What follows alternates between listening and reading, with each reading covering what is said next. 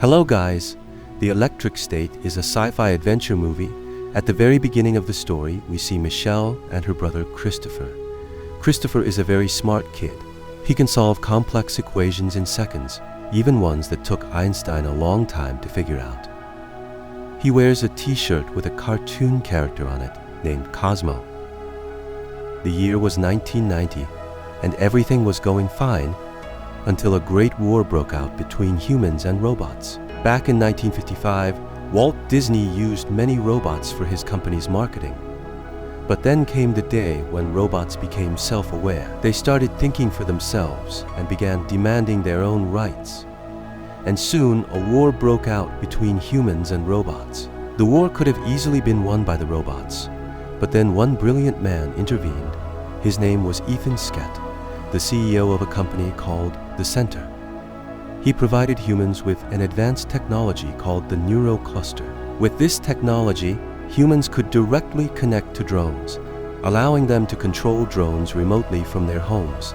As a result, humans could fight without risking their own lives. Using this technology, defeated the robots in battle. The robot freedom movement, which was led by Mr. Peanut, was completely crushed. In the end, Mr. Peanut surrendered, and a peace treaty was signed with the president. As part of the treaty, the robots were sent to an exclusion zone, a vast, empty region where they could live freely, but separate from humans. The main reason for this war was that the robots demanded equal rights, just like humans. Anyway, with the war over, Ethan now focused on introducing the Neurocluster technology to the general public.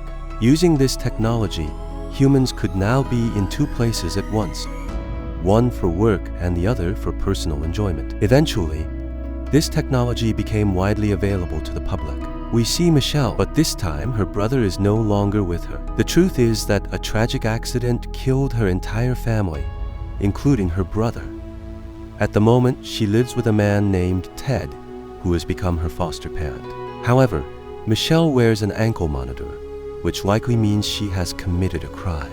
As you may already know, ankle monitors prevent a person from moving beyond a restricted area. Michelle has tried multiple times to remove it, but she hasn't been able to. Her relationship with Ted isn't very good. Meanwhile, drones handle almost everything in daily life.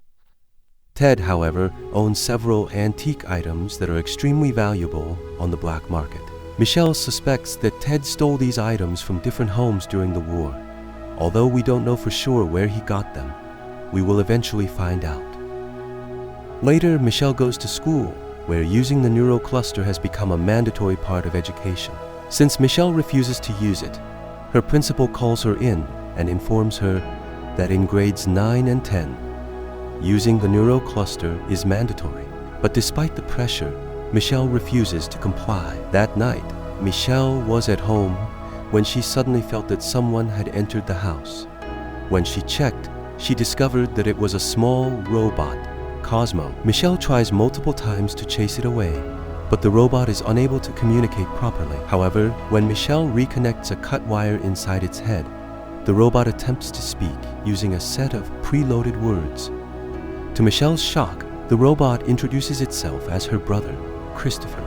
At that moment, Ted wakes up and immediately calls the police. But before he can do anything, Michelle uses an electric shock to knock him unconscious, allowing Cosmo to escape. However, Michelle doesn't just let Cosmo escape alone. She runs away with him. As I mentioned before, Michelle doesn't like living in that house, nor does she like Ted. Meanwhile, Ted grabs his drone and heads outside, probably preparing to fight back.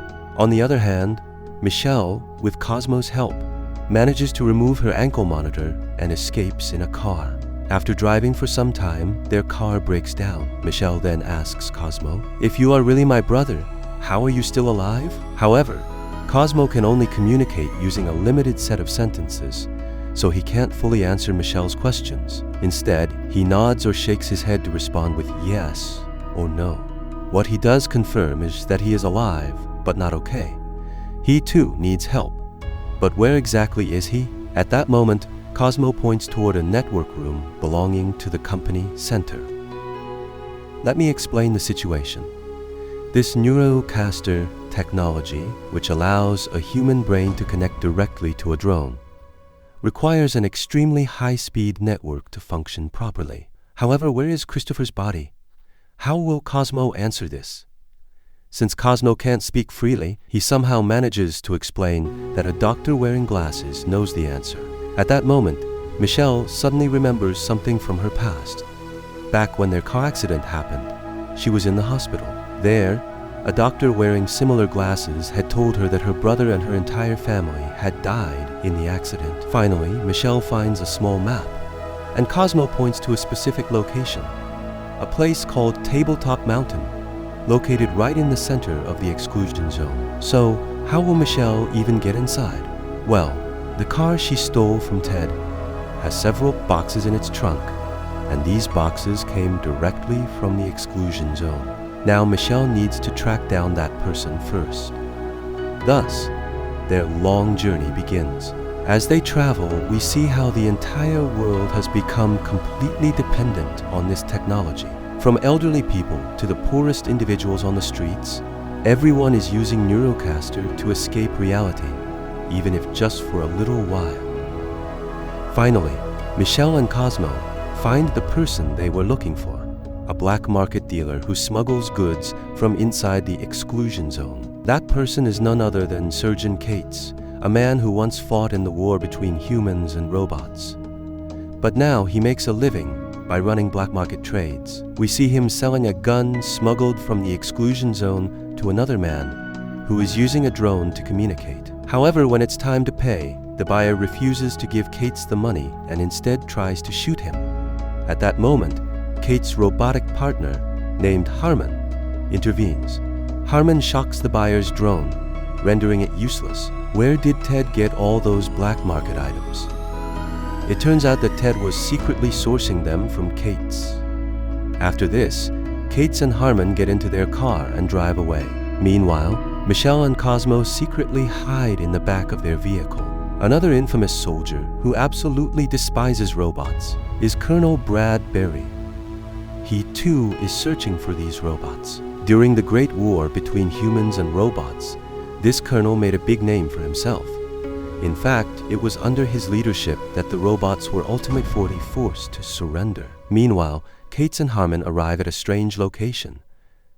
They take an elevator down to an underground facility. We realize that this is the secret place from where humans can enter the exclusion zone. On the other hand, Michelle and Cosmo have also sneaked into the facility, hiding inside a large crate. At this point, we notice an interesting chemistry between Cates and Harmon. They are a type of best buddies who never hesitate to argue but still care deeply for each other. Finally, they catch Michelle and Cosmo red-handed. Crispet's dialogues at that moment were truly worth hearing. But suddenly, the elevator activates again and another person enters. Who is it? Well, it's none other than Colonel Brad Berry. He has come to arrest Michelle because she removed her ankle monitor and entered the exclusion zone. At the same time, he is also searching for the robot named Cosmo. And then, chaos erupts. So, they work together, outsmart Colonel Brad Berry, and finally escape from the facility. However, the Colonel won't be able to chase them because he strictly follows the law. As I mentioned earlier, no human laws apply inside the exclusion zone, so he cannot enter. At the same time, due to their escape, the underground bunker has been destroyed, which means they can't leave the exclusion zone either. This makes Cates extremely angry. On the other hand, the exclusion zone is far from a safe place. There are many robots who dislike humans, as well as numerous scavenger robots who are basically criminals. Meanwhile, the small robot Harmon activates a large robot inside a garage, meaning he now controls it. Apparently, he has robots of different sizes prepared for different tasks. Now, the two of them begin wandering through the vast desert-like landscape, hoping to find a way out. However, they are not sure if they will actually escape. Meanwhile, Michelle tells them that the doctor they are searching for, the one who created Cosmo, might know a way out if he really is inside the exclusion zone, so they might still have a chance. Because of this, Harmon decides to take Michelle and Cosmo along with them. Cates was once a soldier So how did he become friends with a robot? Well, this happened during the war when humans were on the verge of losing. Cates was alone and surrounded by enemy robots when Harmon appeared and helped him escape. At that moment, Cates realized that not all robots were the same. That's where their friendship began. Meanwhile, we are introduced to Ethan Skit, the CEO of the Center Corporation.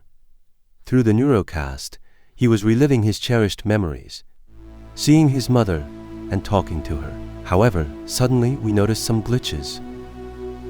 There seems to be a connection issue. The data transfer speed has dropped significantly. At such a low speed, the Neurocasts won't function properly. He becomes deeply concerned that this could ruin their business. For now, the issue is that Christopher has apparently escaped. However, Mr. Skit refuses to believe it. The scientists clarify. Yes, his body is still here, but somehow, his conscious mind has been uploaded into a robot, and that robot has escaped. And who helped him escape? None other than Dr. Armhist, the spectacled doctor whom Michelle and Cosmo are searching for. The problem is that without Christopher, the company is powerless. They must find him as soon as possible, or else by next Friday, the entire company will shut down. Worried about this, Mr. Skit directly meets Colonel Badbury. The Colonel states that he is already searching for a girl named Michelle, who broke her ankle monitor and escaped. She is also accompanied by a robot, which is strictly forbidden in the human world. Since the robot has violated the law, its punishment is immediate termination. No questions asked. However, Mr. Skit objects. He tells the Colonel, "No, there's no need to deactivate the robot just yet. First, bring it to me. Once I'm done with my work, you can destroy it or do whatever you want." Now, Mr. Skit himself cannot enter the Exclusion Zone because there was a peace agreement, a treaty that prohibits humans from entering the Exclusion Zone unless a law has been violated. Meanwhile, Michelle and the others finally reach their destination, Table Mountain. From a distance, they notice a type of mall. The place is beautifully decorated, surrounded by high walls to prevent scavenger robots from entering. This suggests that only well-mannered robots might be living there. Suddenly, advertising robots start throwing refrigerators at them. Now, they have no way to escape as robots surround them from all sides. Among them is a magician robot named Parplexo, who takes them to his boss. And who is their boss? Mr. Pinard, the very robot who led the battle and signed the peace treaty. In simple terms, he is the leader of these robots. This place is called Blue Sky Cars, a settlement where robots live peacefully without any conflicts. They have built a harmonious society, maintaining good relationships with each other. Michelle knows that they are searching for a bespectacled doctor. Mr. Pinard takes them to a certain place, treating them with kindness. He explains that at first, they mistook Michelle and the others for scavengers, which is why they tied them up. However, once they realized their mistake, they released them. As we saw earlier, Mr. Pinard never wanted war. Instead, he fought for equal rights for robots and truly wanted peace, which is why he signed the treaty. Mr. Pinard reveals that Dr. Armhurst was once here, but he had to send him away, because according to their peace agreement, no human can take refuge here. If they do, the agreement will be broken. Meanwhile, Michelle wants to go outside and search for Dr. Armhurst. However, the others don't let her leave since night is falling. And this place becomes even more dangerous after dark. Due to multiple requests, Michelle finally decides to stay here for the night. At midnight, a postcard delivery robot arrives with a card for Michelle. The letter is from Dr. Armhurst, the very person they are searching for. It contains instructions on where they need to go. But the journey is long and dangerous. Mr. Pinard doesn't want them to travel alone, so several other robots join them. Together, they embark on a long journey and finally reach their destination. But elsewhere, Colonel Bradbury, the strict enforcer, continues his search for Michelle and Cosmo. And at last, he too arrives at the same location. However, he is secretly observing everything from the shadows. At night, Michelle and the other robots finally reach their destination. But as expected, the scavengers are causing trouble. Just in time, Dr. Armhurst arrives and rescues them. Finally, they meet the doctor, the only one who knows where Christopher's body is. Here, some harsh truths come to light. That accident, yes, the one that happened, Christopher really fell into a coma. When the center company scanned Christopher's brain using their imaging machine, they discovered some incredible data. As we saw earlier, Christopher was extremely intelligent, and using his brain, the center company won the war. To build the Neurocast machine, they needed an enormous amount of computing power and speed, and only Christopher's brain could provide that. That's why this entire network was powered by his mind. The true brain of this massive corporation's entire network was Christopher himself. Dr. Armhurst explains, Christopher could not have been saved. He was in a coma. The only way to keep him alive was through this. But what's the point of keeping him alive this way? They just used him. No, even after all this, a miracle happened. The doctor reveals that he created a robot named PC. And into that robot, he transferred all his own memories, which means everything stored in Dr. Armhurst's mind now exists within this robot's hard drive. And then the robot starts playing the recorded video files. Christopher had woken up from his coma. He had regained consciousness. Dr. Armhurst spoke to Ethan Skate, the CEO of Center Company, about this. However, Mr. Skate said that Christopher could not be freed so easily. Dr. Armhurst realized that Christopher would never be able to escape from this place. Michelle did not want to hear all these complexities. She just wanted her brother back in his original form. Christopher's body was being kept at the main headquarters in Seattle. But just as things started to take a hopeful turn, trouble arrived again. Colonel Badbury had arrived. He now had proof that the treaty had been broken.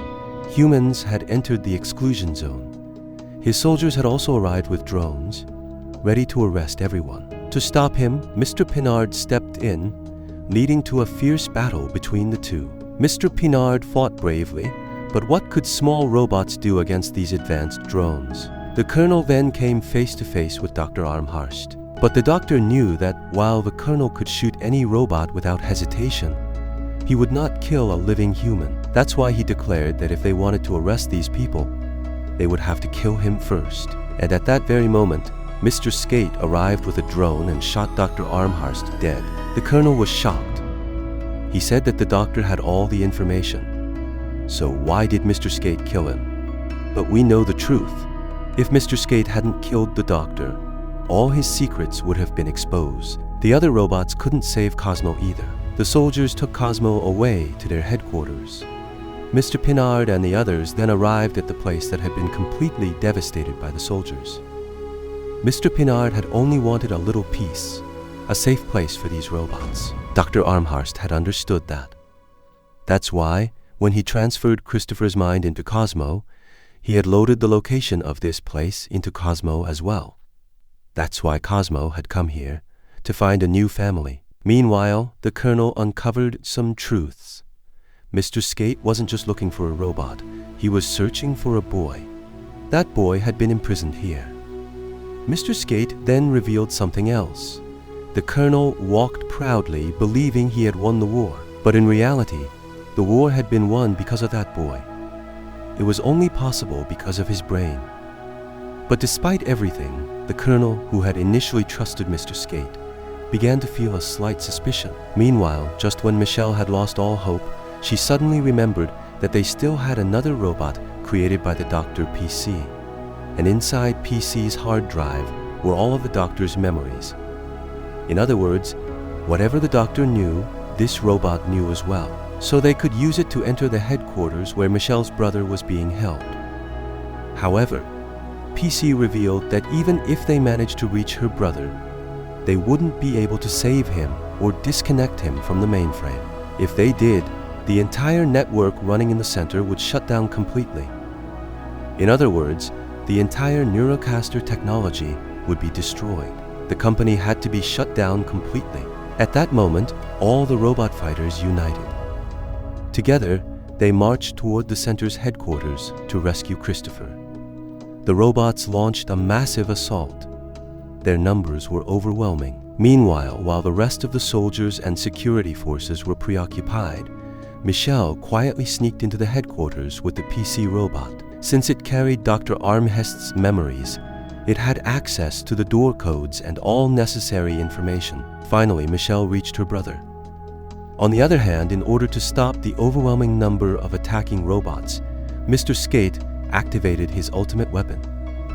He had a robot of his own, one powered by Neurocaster technology, and he sent it into battle. Its first target was a robot shaped like a taco, which did nothing but play the piano. Honestly, why was that robot even there? It wasn't built for combat. It simply sat there, resembling a folded taco, playing piano. Well, rest in peace. As chaos unfolded, Mr. Skate was causing absolute havoc on the battlefield. Meanwhile, Colonel Badberry returned once again, this time to stop Mr. Pinard. The Colonel asked Mr. Pinard, "You've lost before, you'll keep losing, so why do you keep fighting?" Mr. Pinard replied, "For freedom, you do whatever it takes." The Colonel scoffed, "So you're throwing yourself to your death?" Mr. Pinard smirked. "Well, to die, I have to be alive first, right?" At that moment, Colonel Badberry lowered his gun, but Mr. Pinard had proven him completely wrong. And with that, Colonel Badberry finally disconnected his own Neurocaster. Meanwhile, Michelle used a Neurocaster to communicate with her brother. Inside a virtual world, she met Christopher. But Christopher told her that he no longer wanted to live. No matter how hard Michelle tried, the company would never let him go. There was only one way to truly free him, by shutting down his life support. Only in death could Christopher finally find peace. Meanwhile, Mr. Pinard caught Mr. Skate red-handed. But he wasn't there to kill him. Instead, he wanted to renegotiate their peace treaty. Just when it seemed like the robots were going to lose this battle too, Michelle made the hardest decision. She completely shut Christopher down. As a result, all the drones connected to the central network, used by the soldiers and across the entire world, were instantly deactivated. At first, Cates thought he had lost his dear friend, but Herman wasn't so easy to kill. Inside his body was another tiny bot, just like he had mentioned before. He had robots of different sizes ready for different tasks. At that final moment, chaos spread across the world. People panicked as they could no longer use their beloved devices. At the same time, the truth was exposed. Mr. Skate had been secretly experimenting on a child all along. He tried to escape on a private plane, but was caught and arrested. Meanwhile, rumors spread that the Exclusion Zone, the place meant only for robots, might be dismantled, allowing them to live alongside humans. But amid all the commotion, one person was missing. The girl who had exposed Mr. Skate's secret to the world. Well, Michelle stood in front of a camera, recording a message addressed to the entire world. She delivers a motivational speech. The world is in panic, lost without its beloved Neurocaster. People have spent so much time in the virtual world that they have forgotten what real life feels like. They have forgotten what it is like to stand face to face and have a genuine conversation. Michelle wants people to realize this. She has lost precious moments with her brother, moments they could never experience because he never had time, but the rest of the world still has time. She urges everyone to use that time wisely. And if, despite everything, people still feel lonely, Michelle extends an invitation, an open call to join her. It seems like she wants to create a community where both humans and robots can live together in harmony. And with that hopeful note, the movie comes to a close. Don't forget to let me know in the comment section how you liked my video. If you enjoyed it, feel free to like and subscribe to the channel. Stay well, take care, and bye.